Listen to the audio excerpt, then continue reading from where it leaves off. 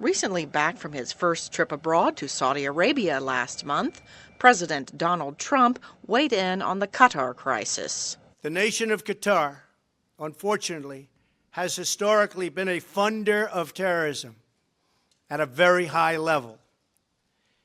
And in the wake of that conference, nations came together and spoke to me about confronting Qatar over its behavior. On June 5th, Saudi Arabia, the United Arab Emirates, Bahrain, Egypt, and others severed diplomatic ties and instituted a land, air, and sea blockade of Qatar. Among their complaints, Qatar's close ties to Iran, which promises to help weather the blockade. The U.S. has an air base in Qatar, using it for missions against Islamic State in Iraq and Syria.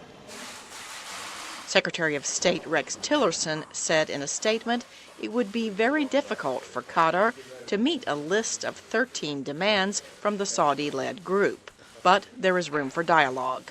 Our role has been to encourage the parties to get their issues on the table, clearly articulated, so that those issues can be addressed and some resolution process can get underway to bring this to a conclusion. Veteran U.S. diplomat Alan Kieswetter told VOA Tillerson and Trump have a different emphasis in this conflict. The Secretary's stance has been one of a diplomat, of a negotiator. He's known the Qataris for decades, he's known the other players for decades, and he thinks there's a possibility of working this out.